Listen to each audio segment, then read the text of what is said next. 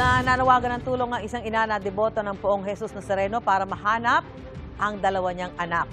Kwento ni Shirley Sausa sa panayam ng GMA Integrated News sa Quirino Grandstand. 14 na taong gulang na babae at 8 taong gulang na lalaki ang kanyang mga anak.